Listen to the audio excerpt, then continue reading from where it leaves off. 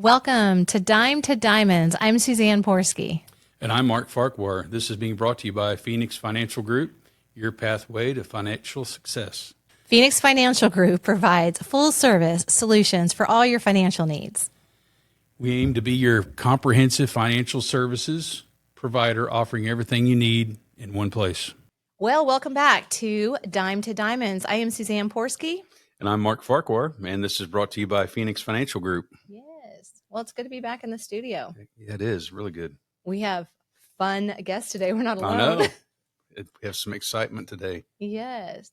Well, I was looking on our website, phx.financial, and looking at this blog, and that's when I thought, well, we should definitely touch on this today. I think it's important. Right. It's about give your children the gift of financial literacy. And I think we can both kind of pat ourselves on the back as we've done that with our children. And so I'm excited today. We've got one of your children in here. Got Mason with us. Yes. Oldest? My oldest, yes. Yeah. Good to be here. Oh, it's wonderful. Yeah. We got some exciting news, everybody. He's published his first book. We'll get to that. But I wanted to talk about this. And do you make it a part of the conversation with your kids, the financial literacy? Yeah, we've always talked to them about taking care of money and how fast it goes and all that, and try to not spend it all at one time, to think about what you, before you buy something, think about it. Don't do it on a spur of the moment type deal. And usually, even when they're kids, you get them to think about it, and then their whole perception of it kind of changes, and they either forget about it or go, oh, you're right. I really didn't, wasn't that important as I thought it was. Right. At that time. So I was shocked to read on the studies here that they said that they grasp the basic money concepts between the ages of 3 and 4. Yeah, that's amazing. And by age 7, the concepts relating to future financial behaviors have typically already been grounded. To build on that. That's crazy. It's that young. Right. I know for us, like, we have a neighborhood where everybody's on the golf cart path. Mm-hmm. And so there's lemonade stands set up, and I'm like, go. Yeah. Just anything to get the kids involved and just learning how to make money and take care of it. So. I think one of mine, and you might agree with me, one of our greatest compliments is when a family brings in their kids and they want us to talk to them about opening up a savings. Right. I don't think people realize that you can open up a mutual fund with $100. In truth, you can open it with $0. Right. Yeah. We kind of don't like to deal in the zero currency. It's something that we can open up like like a lot of 100 a month, 50 a month, just something to get them started and kind of seeing their money grow, and how the investment world works, to where they can kind of see their money grow and what happens to it when you let it work for you. Right. So. And when you take it out. Also in the blog, it was the money basics for younger children, and just getting that, involving the children in family conversations about budgeting. Giving them an age-appropriate allowance. Right. Did you give allowances? Oh, no, not really. I mean, they all. Luckily, I've been. My volunteer works in youth football, so all the kids have always helped. We pay the students at the school to work the fields, announce, pick trash up, work concession stands. So all my kids have had it's been nice. They've had that luxury to go work, and then they get paid every week. And so that was kind of like a job when they were starting out pretty young. So allowance, I don't know. I mean, I went to the concept it was a privilege to live in the house. Yeah, that's kind of like they do. They each one of them mow the yard, took trash out, and that kind of stuff, and then in return you can live there. So that's a good base. Yeah. And then they've all done a really good job. As soon as they can drive, they're working. Mm-hmm. So I think it's important to instill that on the importance of, hey, it's time to be responsible and just get out there and start, getting that going. So they've all done a good job doing that. So. Yeah. I was also reading on it, teaching the difference between the needs and the wants, deferred gratification, stuff like that. Yeah. Like I said, Kim and I was like, go think about it before you go spend that much money, or, do you really need it that bad? Think about it, sleep on it. So, even I still do that now. I'm like, I really want that. And I go, you don't do the Amazon purchases like at 10:30 at night? Well, Amazon doesn't help that situation, but But if it's like something big, like, Kim and I always look at something to the yard or the house. And we're like, okay. And then Let's it's sleep on funny, it. like you're really there at Lowe's or something. You're like, oh my gosh, we need that. And then you go home and a couple of days later, you're like, wow, I guess we didn't, I don't know. So Right. anyway. Yeah. Again, in the blog, it has understanding Venmo, how to teach them how to track expenses, whether that is, Right. I know that My I use youngest has a QuickBooks. Cash App card, a credit card. So it's kind of nice having that where I'll go, hey, I put, if he goes somewhere, we'll put some money on it and let him pay for his own Yeah. stuff, so those apps are nice to have, and it kind of teaches them, like you said, how to use money and save it or use it, Right. so. I love when people bring their children into and I say children, I mean, my child over there is going to be 31 here in a couple of weeks. She's still my child.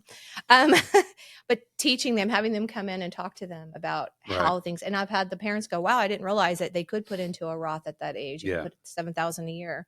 So it's not only a tax deduction, but it's also deferred. Right. And it's growing quicker and faster. Yeah. And I know they don't like to think about, that's the hardest part with the kids is going, hey, I know you don't want to, I know you're 20 something or you're 18, but you need to really think about when you're 50. Right.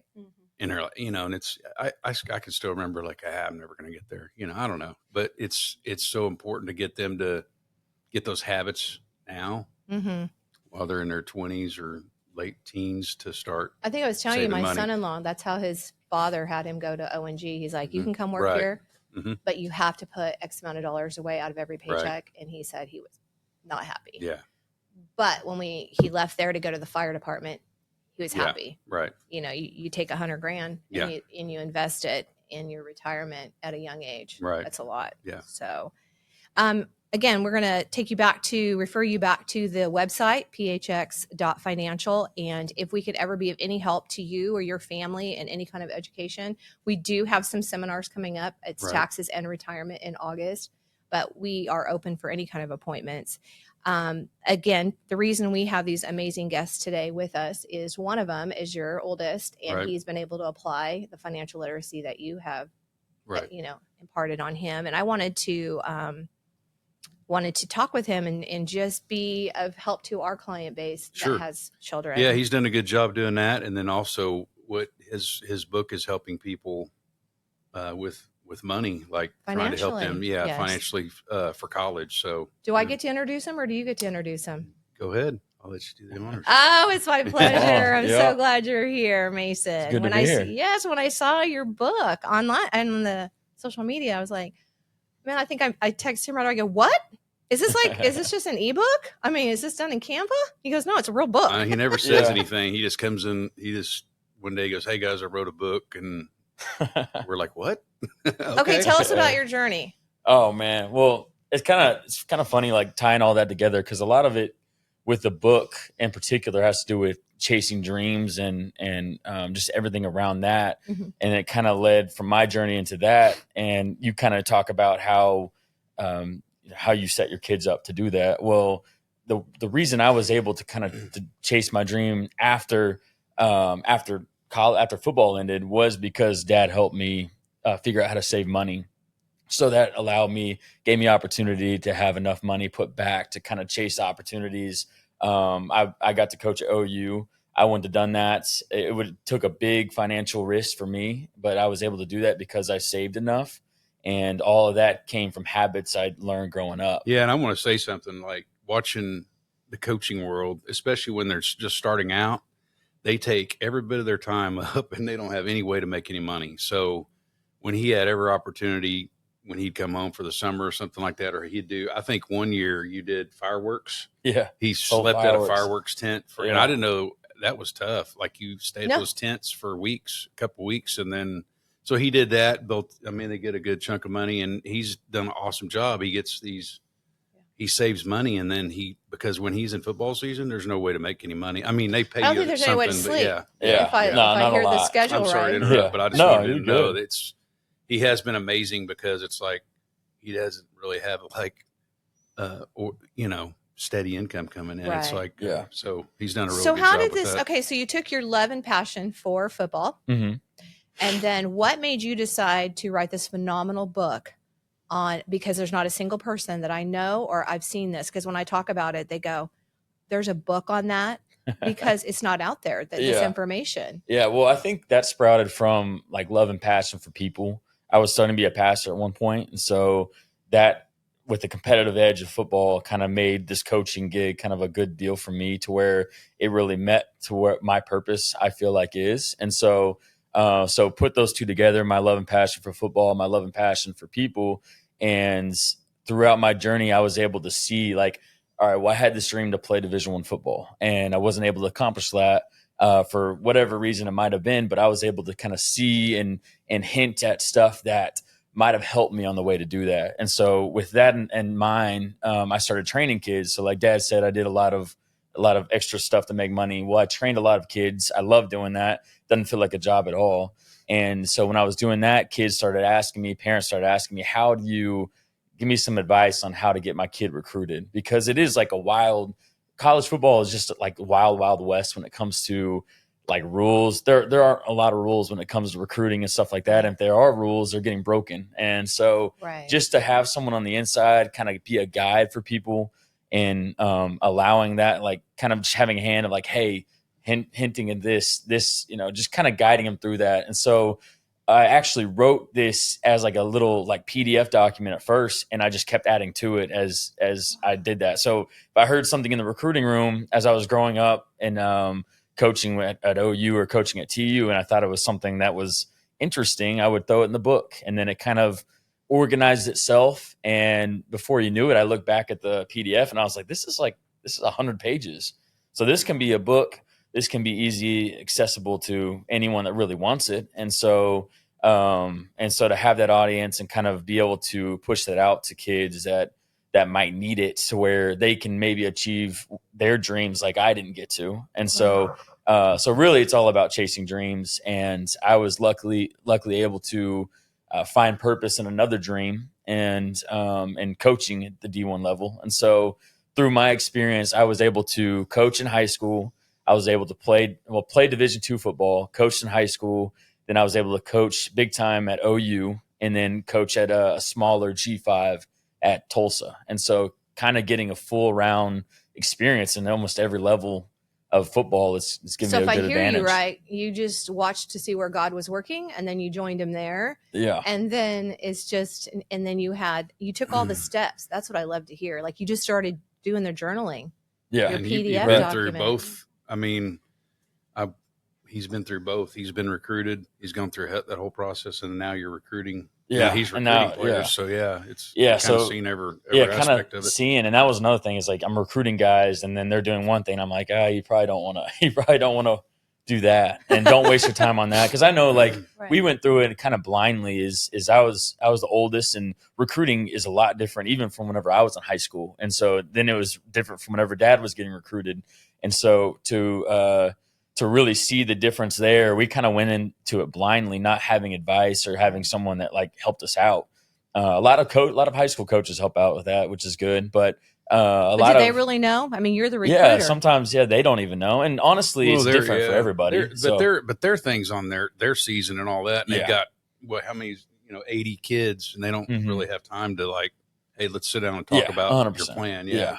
Did I hear right that you also did film and video, and then you were able to sell that back to the people? Yeah, I've done a lot of different. See, that's awesome. We started a video production company. Me and my brother were able to do that, and that was probably pre-COVID, so 2019, 2020.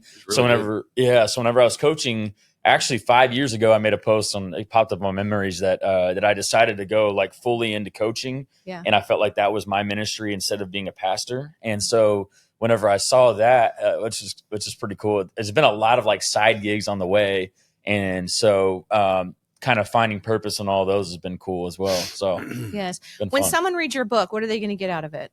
Well, they're going to learn. They're going to get all the information from a college coach, so they're going to have access to. Although I don't have the time, I put everything I know into that book, and then I'll keep adding to it as well. To whenever like new additions or new rules come out, I'll kind of add another addition to it as well. But what they'll get was college insight. So if they wanted to talk to Division I coach personally and get everything they can out of them, squeeze every little bit out of them. That's what they're going to be able to get out of it, is just that access to have Division I college coach experience and insight on how the process works, how programs work, how football works. They're going to be able to do that. Where not to waste their time? And not waste their time going to camps that they might not need to go to. Maybe they do need to go to, maybe not. Maybe talk to people they don't need to talk to. Yeah, that would have saved us a lot of time. Just knowing which camps money to go to and all that. Yeah. So it kind of tells you in here what camps to go to. Yeah. So instead of spending $100, you're spending $10 and saying, hey, like, given my situation, because that's also a thing too, is it's not like this isn't advice just for one person. This kind of, the first chapter is understanding yourself. So understanding, and I think this is good for just anyone that's chasing dreams, is you got to have a realistic opinion or a realistic outlook on yourself. Like, where am I truly at? Because I can't get this social media perspective on myself that like, oh, I'm already at that spot. No, you have a spot you have to get to as well. And so I think that's good about the book, is the first thing it talks about is like, you got to understand where you are. All right. And then where is the person that you like, so look at a college quarterback. What is he doing? What is his 40? What's his height? What's his weight? How much weight is he lifting? How far can he throw the ball? All right. Now, how do I close that gap now? And so to be able to understand yourself and then kind of get to that part, and then it leads into understanding the programs of how colleges recruit, and then kind of comparing it from there. That's awesome. Yeah. How does somebody get a hold of it? Because I just got my first copy today. Yeah, you did. So you go to, as you can see, like the title is D1 Bound, the Ultimate Guide to College Football Recruiting. So if you put D1 Bound, the Ultimate Guide into Amazon and then look up Mason Farquhar, that's how it'll pop up on Amazon. And then you can also visit any kind of social media platform that I have for either my personal at MACEFARQ or at coach_MACE, Coach Mace. So that's how the link will be in those bios, or you can just look it straight up on Amazon as well. That's awesome. Well, thank you so much. Yeah, thank you. Thanks for giving me the opportunity to share. Yes, I'm excited. And our next guest, you want to introduce her? It's Michaela. She's an awesome addition to our team. Yes. Thanks for being here today. It's wonderful. Yeah, and we were talking about your interview today. I think you put on social media that you were looking to a VA position. Mm-hmm. And I happened to just finish praying, God, I need a VA. We needed somebody to come in. And so how's your journey been as an entrepreneur? How did you, because you're not just our VA, you're a phenomenal, you're very multifaceted. Yes, I have a lot of roles in this life. A mama and almost another to two. Yep, almost to two. And then how did your photography business, how did you decide that's what you wanted to do? Yeah, so I actually, in college, I decided that I needed a little extra income. I was living on my own, paying all my bills, going to school full time. I was broke. I was the typical broke college kid. I needed a little extra money, but I did not want to work another job because then you're subject to somebody else's schedule, and I already didn't have enough time. And so I was trying to think of a way, like, what's something that I enjoy doing but can make money at. And so I thought, I've always loved taking pictures. And so I had a little bit of money in savings. So I went to Target and I bought my first Nikon camera, and I just started learning. So self-taught? So I actually went to Tulsa Tech here in Tulsa. My dad is an executive there. So I got to take my courses for free because we're family. So I took 2 courses there in the evening in between college classes and working full time and doing all of that, and then kind of went from there. So I just started charging a little bit, for model calls, $50 here and there. And then as I learned, as I grew, as my craft grew, I just started charging a little bit more. So, and now that's my full-time job. So that's wonderful. Yeah. So you just followed your heart as well, just like Mason was talking, like you just decided where it wasn't work, right?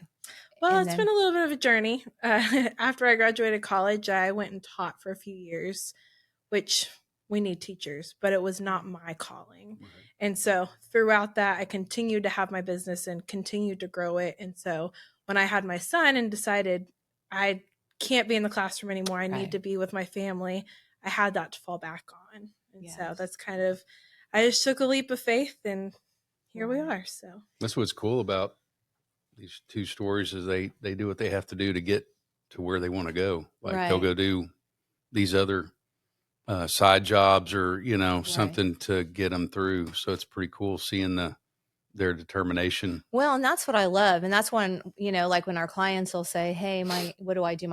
Should they go get a job as a waitress or whatever? Yes, absolutely. Do what you have to do, but follow your heart. Yeah. I think each of us are put on this planet for a purpose, Right. and we're to fulfill it. I could never be a coach. I could probably take pictures, but God, no, I don't know about any of that part.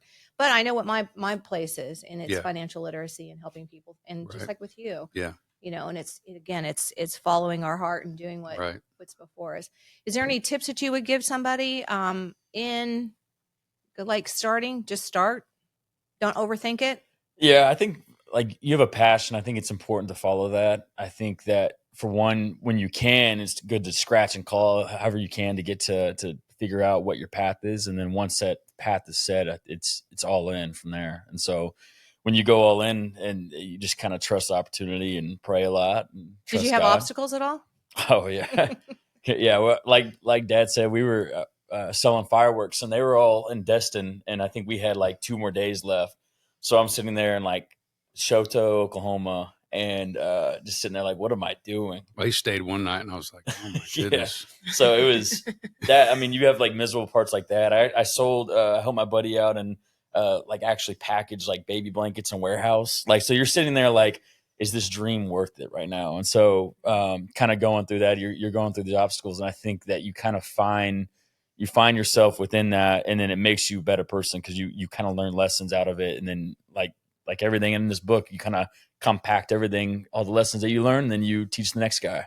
Right. So it's and keep paying it forward. That's kind of what I feel like you're doing. Oh, yeah. Paying it forward. That's what I. Yeah. Have you had obstacles to overcome in your small businesses? Oh, absolutely. I feel like every other month is an obstacle. When you're in small business, you have really great months, and then you have really rough months. And the rough months, you're like, what the heck am I doing? I should probably go get a job, like a regular job. But I think people forget that you don't have to do all the same thing either. Like I do have my portrait photography business. That is my main offering, but I also do real estate, and I also do the virtual assisting work for you guys. And so I couldn't do what I do without the extra supplemental, but I also love it because it gives me an opportunity to foremost be out of the house, do something different with adults besides my toddler, and it keeps your brain busy and keeps you meeting new people, doing different things. So you don't have to. I just think of the tax. Yeah, the tax write-offs, because you can write so much off when it's in your own home, right? And your gas mileage and the vehicles that you use, or your cameras and your time and stuff like that. And I know multiple streams of income is where it's at. We tell our clients that all the time. Yeah. I mean, that's just what it's come to these days is that, I mean, even with our business, there's different services we do that bring in, whether it's Medicare or life insurance or investments. But what's really cool is just like you two, how y'all do what you have to do to make it work. I mean, there's some people out there that never get anywhere because they're like, well, my education's in this, and they don't want to go do something else to get where they need to be. So, but I think that's cool because y'all meet more people, network with more people, and then, hard times make us better. If everything was easy all the time, we'd just stay the same. So I think on y'all's journey, even back when we were young, we had hard times, and well, that's kind of where Dime to Diamonds came from. Yeah, exactly. I was left with a dime. I had fled a 25-year abusive marriage and 4,300 square foot custom built house, and everything was taken. Yeah. And I wouldn't wish it on anybody, but we wouldn't be here today. And you just get through the grit and you figure it out, and God shows you his strength in those sanctified experiences. I think when you know that you're where you're called to be, it makes the hard times easier, because you're like, I'm going to be taken care of regardless, Get that fire in your belly. Yeah. That's what I wish for people, is that they really stoke that fire that's in their belly. How did you go on the journey to get it published? Like, did you self-publish? I didn't even see that. Yeah, it's all self-published. So Amazon makes it really easy. I have a friend who published like baby books on Amazon. So I was like, oh, that's kind of cool. And so it kind of just like, it kind of happened. It wasn't anything I was like, oh, I want to write a book this year. And so it wasn't anything like that, but I knew I wanted to help people this year. I knew that I had some information that could help people this year. And So that kind of came about. And then I thought in our downtime this off season, I kind of thought, how can I get that out to people? And so I tried like coursework, like online coursework and stuff like that. And then I thought like, all right, it's already a PDF. So just put a little cool picture on the front and make it into a book and kind of self-check it. And so you went through Amazon and they checked everything. And once it was approved, they said thumbs up and it was just on Amazon. So And then who printed it? Amazon. It's Amazon too. Yeah, it's extremely easy to do nowadays. So if anyone has a passion to write a book, absolutely, it's so easy to do nowadays. So I just went to like Kindle Direct Publishing, and that's how it was self-published from there. And then how did you? It was just a friend had it. A friend did. Yeah, I had the same that has that worked in the Amazon warehouse. The baby blankets. He published 2 books, and he gets kind of talking about multiple streams of income. He kind of gets not a lot, but he gets some extra money at the end of the month every time someone buys it. And so and they kind of if it's doing well, they promote it within too. So sometimes he'll kind of get a bump in that. So it's kind of a cool way that he found to create different ways to get some income. Wow. So it's awesome. Cool. I'm telling you. Yeah, I've written 2 books, and it was hard. It took years Mm-hmm. back in the day. Mm-hmm. I mean, it wasn't quite the buggy day, but I felt like it. No, it was just sitting down, finding a ghostwriter, and then finding a publisher, and then getting it published. I mean, getting it printed, and all those steps. And now all that stuff is so much easier. Right. So, what are your multiple streams of income right now, if you don't mind me asking? You've got the book. Yeah, it's the book, and I'm looking at other stuff with that. I've been trying to see what I can do with like TikTok growth and social media growth, and just kind of experiencing with that. Other than that, I'll just, this year's just been helping other people. So whether a friend needs help outside of that, your training lessons, lessons, stuff like that. Coaching. Yep, coaching. So anything I can get around coaching is the goal, because that's it pushes me in the right direction. It helps me be better in my career, and so that's always the goal. But as a college coach, it's tough to do. It's also sometimes illegal if you're coaching someone that's too old. Like you can't, because then it's considered recruiting, and so you have certain periods that you can't work with kids. And once they cross 8th grade, I can't work with kids anymore. So is that the new rule that came down too? You're not supposed to talk to them directly? That's been around.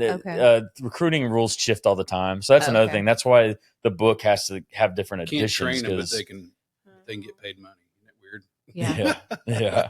Welcome to the SEC. Not to cause any flags on this podcast, but yeah. So it's tricky. A lot of rules that even we have to have like monthly meetings to say, hey, this rule's changed. This is how it makes our job a little different. And so, which is tough, because it's like you're trying to create good, healthy relationships with kids that you want to play. You want them to play for your team. And so to kind of be off and on like a light switch, it's kind of tough to uphold a relationship. What age do you start looking at them as a recruiter? It depends. For us, we kind of make sure. So I'm an assistant to the O-line coach, and so I make sure we don't have anybody squeeze out the older groups. So like if you're a class of 2025, that's kind of so it's the top 2 seniors and juniors. Okay. And so if someone leaks out younger, it's usually the bigger schools have them already. So it's kind of tough to it depends on where you're at. So if we're at OU, we're starting 8th grade and looking from there and kind of seeing stuff from there. But somewhere like TU, you have to kind of wait to see what other offers they get. You don't want to waste your time on an 8th grader that's getting these big offers. So it just depends on situation. Well, how long were you at OU as a coach? I was there 2 years. You learn a lot? Learned a ton. That was special. That was how I was really able to get a chance at it. Like I said, I didn't play D1 football, so it was kind of it was tough to get in it. I was coaching high school ball, and I knew Dad made me a competitive person growing up, so he was my coach growing up, and so my competitive side wanted to be at the highest level I could be at, and so I wanted to get into college coaching. And like I said, I scratch and claw at every chance and opportunity I could to network with people. Finally met someone after a year that really got me a foot in the door. Got there, almost lost my job because my first year was COVID, and so they're cutting people, and so ours was one of the first to be cut. Cut for like a week. I think you're sitting in the office and you didn't know if you were even working there for a couple weeks. So we were cut, and then and then I was just praying like crazy for a week, 2 weeks. Finally got the clear, like, hey, you guys are good to go. And was able to get 2 years there, which was phenomenal experience. Right. Even I would say coaching smaller ball has given me even more experience because you're doing so much more on every level. Like I'm recruiting, I'm coaching, I'm doing like any kind of admin stuff that you wouldn't normally do at OU because you have guys that do it already. So getting a full picture at a smaller level, it's not, the pay's not great, but it's like you're getting that experience. Yeah. Okay. So you're getting like experience that really helps you, like, because I want to be a head coach one day. So in order to do that, I need to know every level. And so and all the positions. So able to do that, which is awesome. And then you graduated to U this year. I did. Yeah. Got a master's in sports leaderships, which was great. And hopefully will help me too. So, and then you were like, as you're coaching, you're going to classes in college, right? Yeah, that was tough. That's one of those obstacles we were talking about. It's you're getting done with practice and tagging film real quick, throwing in plays, and then you're like, oh wait, I got to be in class in like 2 minutes. So then you're like, jump in the shower, and then you're trying not to make the professors mad because you're late. So it's just stuff like that. It's another obstacle that work around. It groomed you. Look at you today. Yeah. You're just like, yeah. So I guess what I'm saying is people don't just show up successful. No, it's every day. Right. It's every day. Yeah. It's every day. Yeah. Well, I'm just, thank you guys so much for coming and sharing. Yeah. And we love it. We love what we do. And it's great to see people in their lane and doing what they love to do. And then just talking about real quick, as parents, I think it's our job to teach our kids. Right. Don't think that the school's going to do it for you or anything like that, because that's the school's not going to do right. It's not going to job. Teach financial literacy. Right. And if we had enough people interested, parents, I would hold a financial literacy class. And I think that's my heart, really, is that when I was doing the judging for Rooster Days, the girls that came through, they kept saying, we wish we had somewhere we could go to that would teach us what to dress, how to dress, and how to go into an interview, because it's not taught in school. Yeah. And maybe we can talk about that and getting that in our community of having that. And, I think we have a lot of single parents that are really trying hard. They need, I mean, single parents, how hard they work, because they're like working all, like I do youth football, and there's a lot of single moms out there that are just working as much as they can so their kids can have the best things. And so, they don't have the time to sit down and, that quiet time to sit down. I'm glad we have this platform where we can say, hey, if you've got a child that's into football and they want to, you don't know where to take them. And I think we heard that last time we did a podcast was, he said his mom drove him around in a car and just took him all over the place. And now here's a handbook for it. Right. And photography, with all types of, you got not only like family stuff, but in there like professional pictures, like people need professional shots every day. You can do in the photography world. That's what I was telling somebody the other day was everybody thinks, oh, I have to do senior pictures, or I have to do weddings, or, the big photography things that you think of. But the money really is in some of that more commercial work, so like the real estate, and I do drone work and that kind of stuff, There's people forget that that's an option too. So you can be creative and a little more on the business side too. It can be a little bit of both. Yeah. And I think for you, I mean, if someone asked you to come out and film their child, like if you had a contract, you know what I mean? And you can go out there and put it together. That video you just did of the family vacation. Yeah. Kate I'm like, did that one. I'm not stalkerish, but I keep playing this thing over and over. I wish it was like the Instagram reels where if you hold your finger down. I can't do none of that. I don't know where they got that from. I think that's really a skill that a lot of people, like growing up, that kids really need to know how to do, is because as I was kind of thinking this as it went on, it's like people need to know how to speak to the camera more than they do real people, because that's where your audience is really going to be. And so I think that kids growing up in that, I think it's kind of an important skill that some people really picked up, but some people need to like kind of face their fear and learn how to do it, because I think that's something that's could be a big help. But it's pretty cool. I know. Talk about facing our fears. I mean, your dad and I we don't volunteer to go in front of a camera or a podcast, but we also realize we have a gift when people come in the office, and we banter and we're able to help people financially. And I was like, man, if we can just, for me, swallow the ego, pride, and just get in front of people. They're really not probably care as much as I do about, what we look like, Yeah. but the knowledge that we have and Yeah. what we can do for it. So, well, wonderful. Well, it's been a great Yeah. session, you guys. Thank you so much Thanks for for, having us. Thanks for having us. coming. And again, if you want to get a hold of Mason's book, it's D1 Bound, The Ultimate Guide. Can't say enough about it. I'm super excited. You've got a phenomenal guy here. And Michaela, you can't have her as a VA. But if you need photography I am done, stuck here forever. yes, but photography, she's got such a gift and a passion for that. And how can they find you? Yeah, so my business is Till the Dawn Photo Company. My website is Till the Dawn, so TILLTHE Dawn DAWN.co, not .com. I get that messed up all the time. And then socials is Till the Dawn Photo Co. on Instagram, Facebook. That's probably it. Maybe. What do you do real estate? You do on the photography? So with my personal business, I do portraits of all kinds. Basically, the only thing I do not do boudoir, and I do not do birth. Those are just two very intimate things that I do not deal with. But just about anything else, I mostly do intimate weddings and elopements, so 50 people or less, and then motherhood stuff, so maternity, newborns, anything related to motherhood. That's just kind of my jam as a mom. So, yeah. And then I do real estate. I actually work for a company, and so I don't do that under my personal brand. I do it under them and have a contract with them and everything. But that's kind of what I do during the week, as well as working with you guys. So wonderful. Well, thank you guys all for being with us again today. And yeah, check our website out, phx.financial. And if you come see us. We don't charge to visit with you. So we'll help in any way we can. Wonderful, you guys. Until next time, thank you. Bye-bye. In closing, you have been tuned in to Dime to Diamonds, sponsored by Phoenix Financial Group, where we provide full service solutions for all of your financial needs. We do this through organization and offering you everything in one place.